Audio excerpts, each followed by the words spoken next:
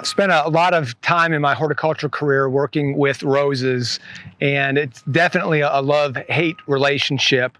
Roses get lots of diseases. They have thorns on them. They literally will draw blood and make you hurt, but there's really nothing quite so horticulture rewarding as when your roses are covered with nice flowers. So one of the early maintenance things that you can do with roses is pruning them. And this is normally the time of the year, late February, early March, cutting back shrub roses, hybrid teas, working on climbers. That's the time frame. In case you haven't tuned in to any of the things that we've been talking about, in case you haven't been outside in the last 5 or 10 minutes, spring has sprung. So this is a little bit further along than we would like to cut it back, but for sake of demonstration, we can still do that. We're not gonna really hurt this thing. We're gonna slow it down a little bit, which isn't a terrible thing. So listening to what I say and following the actions, probably should have done this a little bit earlier. But again, for sake of demonstration, going to show a little bit on how to cut back your shrubs in early spring. So having good tools, I've talked about that a pretty good bit. A good pruning saw is a must. This is a silky saw. If anybody who came to the Gardening in the South lectures that we did, I talked a little bit about this, and so did Barb Fair from NC State. Having a good pair of pruners is super important, crucial to any horticultural task. These are Okatsunis. These are made in Japan. I like these a lot because they're easy to open, and if you want to close them, you just click them and put them in your pocket. This is a personal favorite of mine. And then you've got Felcos, which are also kind of a standard for any horticultural task. These are left-handers. These are number 9s because why? I'm left-handed, but I've got multiple pairs of these, and I literally never leave home without them. So I like to have both pairs when I'm pruning roses and kind of switch back and forth, especially if you're doing more than one. But the first thing you do is kind of look at it, and you want to take it back to about a third. So taking off big stuff is kind of a good place to start. So when I say big, I mean big. Gloves are crucial.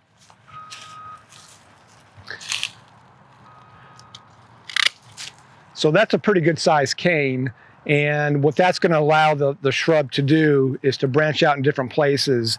And when you're making a big cut like that, if you want to zoom in, I can show you with a bigger branch. So you've got your branch that you want to prune, and in most cases, you want to prune to a bud that's going out away from the plant, not in towards the plant. And that's pretty common sense, pretty basic stuff. The reason you want to do that is you want that new growth to go out away from the plant, not in it. Roses benefit from air circulation. You don't want those branches rubbing together and all that growth being concentrated on the inside. You want it to kind of spread outward. And that also will allow a lot of that vegetative growth to be pushed into producing flowers. So if I'm looking at that on the rose plant, I see a bud right here that's going out in that direction. So that's what I'm going to prune down to, is right there. A lot of debate on how close to that you want to get. A lot of debate as to if you want that to be a straight cut or kind of an angle cut. I tell people, make it angle a little bit, so if water settles on that, it's going to roll off. I don't know how crucial that is, but that's something that's been in my brain for 30 plus years of working with roses, working with a lot of people that work with roses, and it kind of makes sense. You don't want to get super close to where that growth is. Again, that gives that bud a little bit more room, and if that wound is closer, you might damage that. So kind of rule of thumb, a little bit of an angle, maybe a ½ an inch above that growth, and you should be fine. If you wanted to get real nitpicky, you could take that same bud facing outward to all of this growth here. So if you look at that, I'm looking at this big piece here, you've got a bud that goes outwards here, that's going to go away from the center of the plant. So I would prune that off as well. Same thing with that piece. You've got a bud right here going that way. Same thing with this one right here. There's a bud right here. It comes out this way, away from the center of the plant. And even this little guy here. You don't want to go here because that's going to go inwards. This is coming outwards, so I would do that.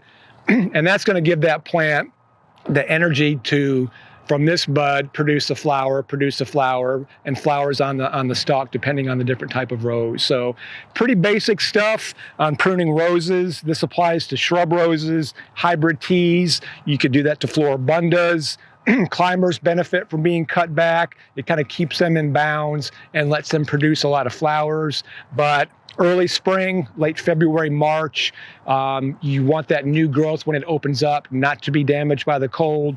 So a little bit further along for sake of demonstration, but a listen to me now and hear me later kind of concept. But that's the basics of roses. And if you have any more questions about that, come out and see us and we'll help you with your roses.